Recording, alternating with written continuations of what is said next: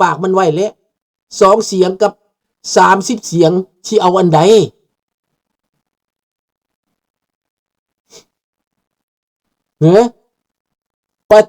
ประเทศยึดอำนาจมาจาก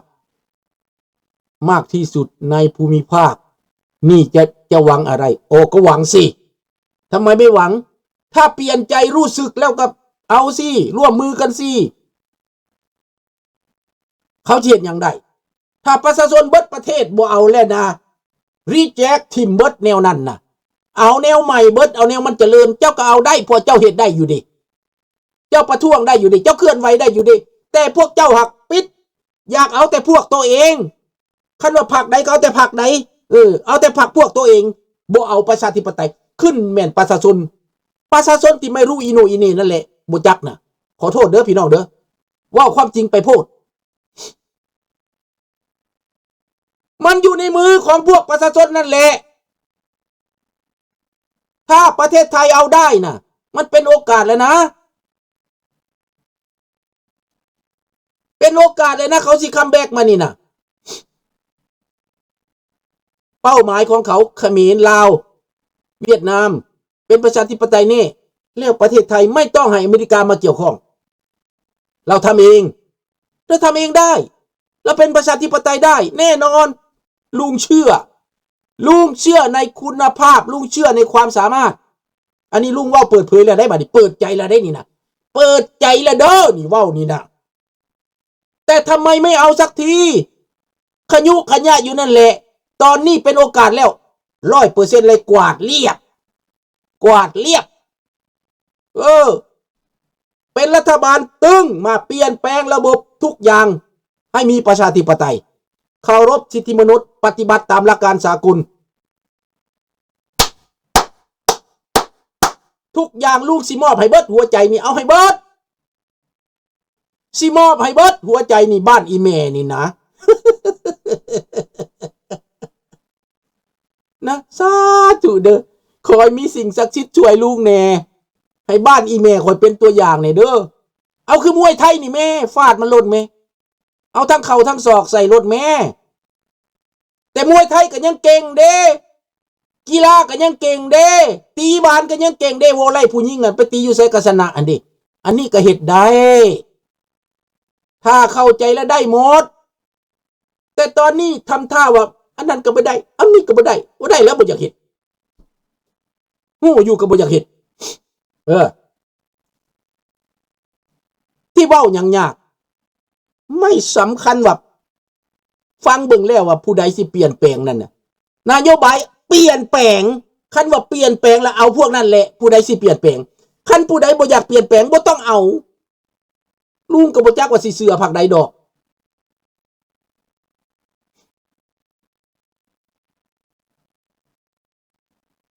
ไทยมันมีข้อดี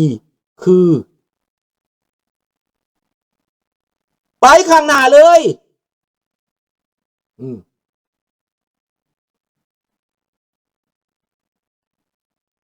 เจ้าก็ให้แต่เขาคัดค้าน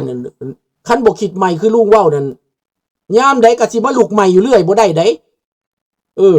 เจ้าสิลุกใหม่อยู่เรื่อยบ่เจ้าเกิดมาได้อายุ50แล้วยังสิเกิดไปลอดท้องมาใหม่บ่ได้เด้เจ้าสิคลอดใหม่เรื่อยๆบ่ได้เด้อันนี้เว้าความจริงเด้เพราะว่าลุงหวังพึ่งประเทศไทยเป็นความจริงแต่ที่พึ่งนั้นยังมาคลอดใหม่อยู่เรื่อยๆนะลุงก็เบิดปัญญาแล้วเด้แล้วสิให้พวกบักกะนกเพื่อให้พวกบักชนตีเตะตัดขาไว้อยู่ตลอดนี่บ่แม่นตีประชาชนยามใดก็สิบักชนตีนี่ว่าเป็นเจ้าของแผ่นดินยามใดก็สิมันนี่สักส่วนคนลาวนี่คนไปหาจีนอยู่ตลอดวะคันมันเว้าหยังเลยถือหมดฉันบอกข้าพเจ้าฟังมันว่ามันบ้าไปแล้วบักนี่น่ะบ้ากินสมองมันแล้ว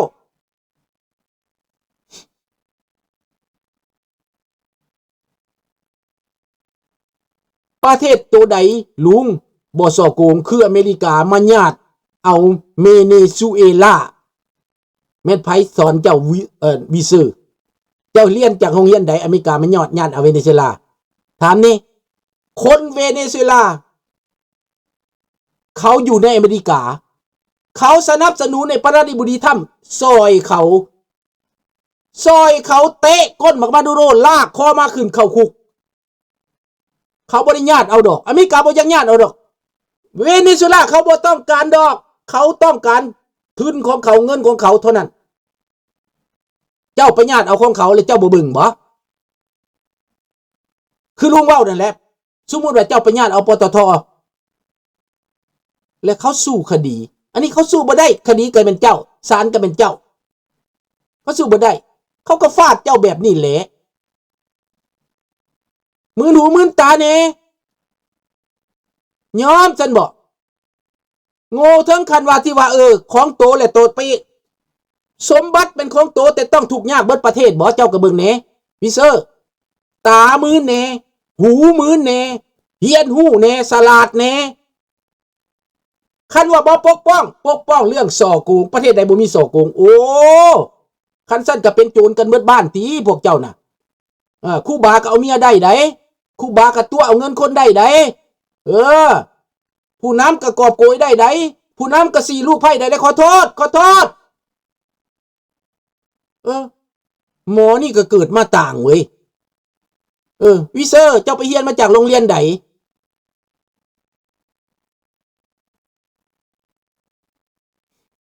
นี่คึดคักก็บ่ได้อินตัวลุงจังเว้าให้นะลุงจัดการมันให้ก็ลุงจังเว้าจังซั่นแหละตะราบ่เข้าใจบ่ลุงเว้านั่นอย่าให้มันมีบทบาทคนประเภทนี้นะอย่าให้มันมาก่อกวนอย่าให้มันมาทำลายอย่ามันมาม่างเพอย่าให้มันมาโฆษณาชวนเชื่ออีกที่ลุงเว้านั่นเพราะว่าคนมันไม่ได้ระดับเดียวกันนะคนโง่ก็มีเห็นบอกคือลาวแดงมันหลอกนี่นะเห็นบอกคือวีเซอร์นี่นะบ่จักผิดจักถูกแล้วบอกว่าในโลกนี้บ่มีผู้ใดดอกบ่ส่อโกงว่าซั่นคันซั่นสู้ก็เป็นโจรบ่ซะซั่นไปเป็นโจรบ่ซะเมืองลาวนะไปแบะให้พวกเจ็กพวกจีนนะให้จีนชี้เท่ามันมาเอาเบิดส่อโกงพวกเจ้าน่ะนิยมส่อโกงเนาะเจ้าชีวิตที่ซื่อสัตย์ที่สุดรถก็บ่ซื้อบ้านก็บ่ซื้อเงินในธนาคารก็บ่มีเอาไปขาคนดีๆสู้ไปขาอันนั้นบ่ความดีอันนั้นบ่ความฉลาดสู่วิเซอร์ถามแน่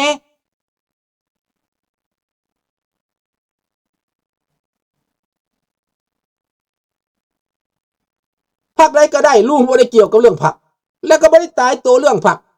ผู้ใดได้คะแนนเสียงหลายๆปกครองเปลี่ยนแปลงประเทศลุงเอาประเด็นนั่นแหละลุงบอกว่าเพื่อไทยบ่ประชาชนบ่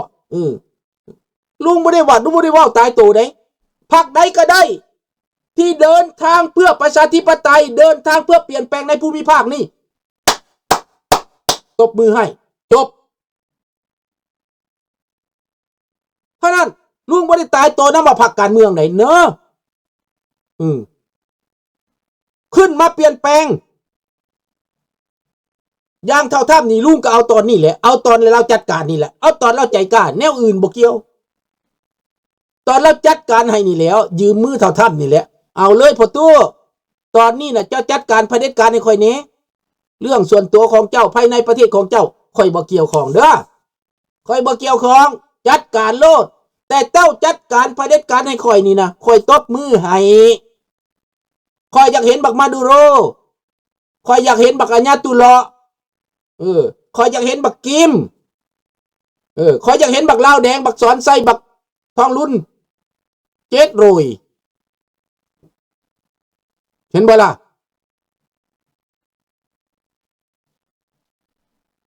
เขาหลอกสื่อเรื่องข้างชาตินั่นเห็นบ่เรื่องสู่สงครามชายแดนก็เป็นเขาหลอกเป็นพวกการเมืองหลอกให้เจ้าไปพิษกันหลอกให้เจ้าไปเกิดศึกหลอกให้เจ้าไปเจ็บไปปวดสุดท้ายแล้วเขาก็เจรจายุดศึกคือเก่า บักเจ็กก็กินทั้งเต้ยทั้งรองอเมริกาเขาจึงบอกว่าหยุดคันเหตุศึกต่อไปทุกสิ่งทุกอย่างมันสิเลวร้ายเขาก็ฮู้เหตุศึกแบบนี้นะมันบ่ได้อีหยังดอกเจ้าสิปลุกระดมกันไปยุกระดมให้เกียรติสร้างต่อไปเจ้าก็ย้ายชายแดนออกจากกันบ่ได้ดอกเขมรกับไทยก็ยังอยู่ข้างกันอยู่คือเก่าย้ายบ่ได้ นี่ลุงก็แต่งเพลงให้แล้วสันติภาพสาธุให้มีแนวเหตุในสันติภาพเด้อเจ้าสิมาปลุกปั่นให้ลาวกับเขมรตีกันปลุกปั่นให้ไทยตีกับเขมรเจ้าสิปลุกปั่นไปถามว่าบักสนธิมันปลุกปั่นมันนั่งอยู่ในเฮือนมันได้มันบ่ได้ไปตายเด้ถ้ามาบักกระหนกบักปลุกปั่นในสถานีต่างๆปลุกปั่นให้เกิดเซิกกันนะมันไปตายบ่ลูกหลานมันไปตายบ่มันไปเฮ็ดเซิกบ่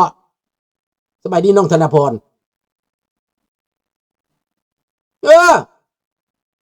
มันไม่ได้ไปตายได้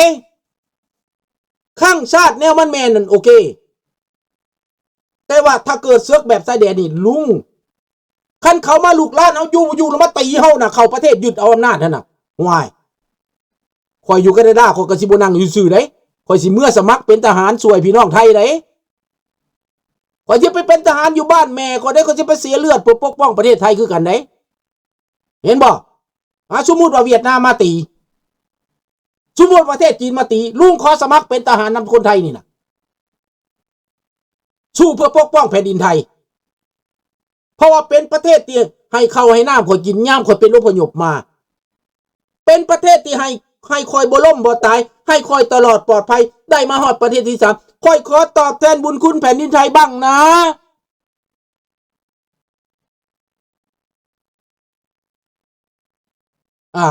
อยากเห็นเจกกับแกออกไปบอกร่วมมือกับพี่น้องคนไทยร่วมมือกับคนที่รักประชาธิปไตยร่วมมือกับคนลาวอยู่ต่างประเทศแบบเดียวกับพวกเวเนซุเอลาเขาเห็นเขาร่วมมือกันอยู่ทั้งเวเนซุเอลาภายในเห็นยังบ่ได้นะแต่ยกตัวอย่างเขาเห็นยังบ่ได้ประท้วงเนี่ยมันปิดปากประท้วงมันไปจับมันไปยิงอยู่เฮือนอยู่ซ่านมันไปฆ่าไปแกงเขาก็ร่วมมือกับคนอยู่นอกประเทศคนเวเนซุเอลาอยู่นอกประเทศเมืองอเมริกา2 ล้านคน2 ล้านคนนั้นเขาก็เอาผู้แทนราษฎรแล้วเขาก็เสนอผ่านมาโกโรบิโอเขาก็เสนอไปหาฐานถ้ำจัดการมาดูโรให้แน่มันฆ่าคนมาหลายแล้วนี่เขาก็ขออิตาถ้ำตัวจัดการนั่นเห็นแล้วบอกเขาเห็นตอนนี้จังสิเข้าใจวะมันไม่ใช่ไปลบโดยตรงนะมันเป็นมหาอำนาจเขารู้แล้วเขาไปช่วยลุงทหารเขาก็ทำงานภายใต้งานข่าวกรองและทำแล้วมันก็ต้องมีจุดประสงค์งบประมาณผลทางวัดถุประสงค์มันก็ต้องมีไม่มีใครบ้าสงครามหรอกใช่ไม่ได้บ้าแต่มันได้เป็นแล้วมันได้เกิดแล้วลุงไม่ได้ว่านะมันเกิดแล้วนะมันเสียหายแล้วนะแก้ยากแล้วนะเศรษฐกิจไปนั่นแหละไปกันหมดแล้วนะขันเหตุจริงๆเหตุสงครามใหญ่โลดลูกก็ไม่ได้ว่าได้ตีเขมรหยุดไปเลยชนะเขมรไปรู้ตบมือให้เลยกวาดล่างเลยเอาเป็นหัวมึงขึ้นได้ก็เอาเลยจัดการหุ้นเส้นไปเลยลุงก็ตบมือให้ไปเหตุสงครามกระเทินอยู่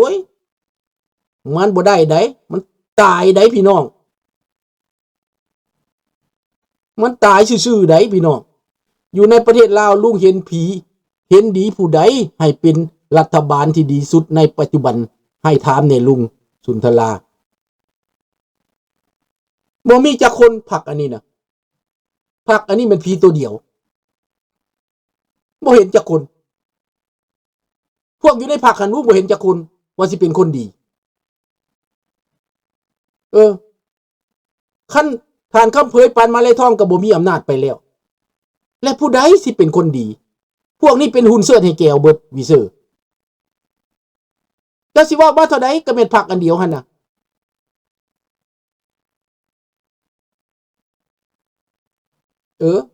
กะลุงก็เว้าเลยเด้ว่าเขมรนั่นน่ะถ้าตีมันเบิดเตะแก้วออกไปนั่นน่ะอิทธิพลแก้วสิย้ายไปอยู่ชายแดนพุ่นลุงก็สิไปอยู่นำใดสิไปนำใดและเขมรเขาจังสิได้ปลดปล่อยไปปลดปล่อยพี่น้องเขมรให้แน่ปลดปล่อยพี่น้องเขมรให้แน่แต่ว่าคันเฮ็ดเชิกย้ายชายแดนกันซื่อๆนั่นน่ะและประชาชนเป็นผู้เจ็บผู้ตายน่ะประชาชนเขมรก็ตายทหารเขาบ่อยากเป็นมันก็บังคับให้ไปเป็นเจ้าก็เห็นอยู่ติผู้ใดอยากตายผู้ใดบ่อยากตายเด้ก็แบบบักโปรตีนไปบังคับเอาประชาชนไปตายเห็นแล้ว เจ้าสิไป